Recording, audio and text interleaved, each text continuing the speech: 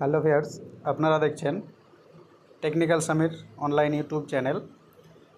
বন্ধুরা, আজকে আমরা দেখে নেব রোজভ্যালির টাকা ফেরত দিচ্ছে, যারা অ্যাপ্লাই করেছে তারা ফেরত পাবে, সেই আজকের নিউ আপডেট।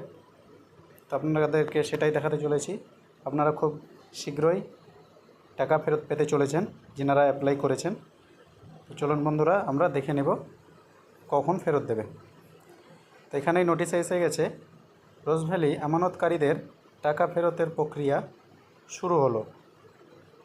অ্যাসেট ডিপোজাল কমিটিকে 19,40,00,000 টাকা দিল এনফোর্সমেন্ট ডিরেক্টরেট। প্রথম দফায় 19,40,00,000 টাকা দিল ইডি। প্রতারিত আমানতকারীদের হাতে টাকা তুলে দেবে অ্যাসেট ডিপোজাল কমিটি। আদালতের নির্দেশেই টাকা ফেরানোর প্রক্রিয়া শুরু হলো।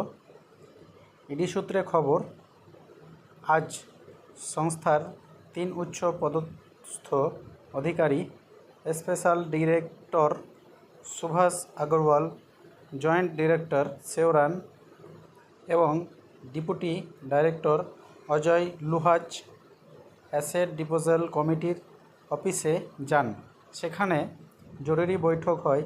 সেখানে টাকা আমানতকারীদের টাকা ফিরিয়ে দেওয়ার বিষয়টি নিয়ে আলোচনা হয়। কেন্দ্রীয় তদন্তকারী সংস্থার একটি সূত্র মারফত জানা যাচ্ছে, রোজভ্যালি যে টাকা এবং সম্পত্তির বাজেয়াপ্ত করা হয়েছিল তার মধ্যে থেকে 19,40,00,000 টাকা অ্যাসেট ডিপোজাল কমিটির হাতে তোলা হয়েছে। ওই টাকা আমানতকারীদের হাতে তুলে দেওয়া হবে। ইডির তরফে আমানতকারীদের ফেরানোর জন্য প্রথম কিস্তির টাকা দিল ইডি। রোজভ্যালি আমানতকারীর টাকা ফেরানোর প্রক্রিয়া শুরু করতে হবে বলে সম্প্রতি নির্দেশ দেয় বিশেষ পিএমএলএ আদালত। রোজভ্যালি 11.99 কোটি টাকা মূল্যের 14টি ফিক্সড ডিপোজিট অ্যাসেট ডিপোজাল কমিটির হাতে হস্তান্তর করতে বলা হয়। আদালতের নজরদারিতে গোটা বিষয়টি সম্পূর্ণ হবে বলে জানানো হয়। এরপর প্রাক্তন বিচারপতি দিলীপ কুমার সেটকে মাথায় রেখে অ্যাসেট ডিপোজাল কমিটি গঠন করা হয়।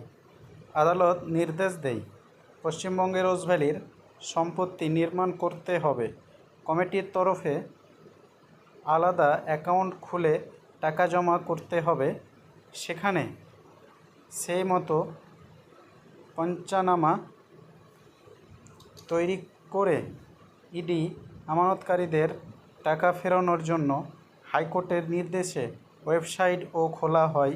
সেখানে নিজেদের নথিপত্র জমা দিয়ে টাকা ফেরত চেয়ে আবেদন করতে পারেন।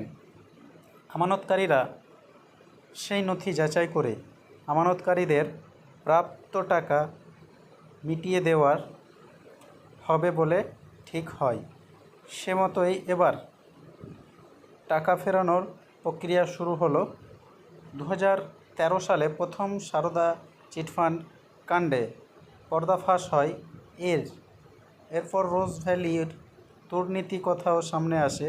তদন্তে নামে ইডি, সিবিআই। রোজভ্যালির কর্ণধার গৌতম কুণ্ডু এখনও জেলেই রয়েছেন।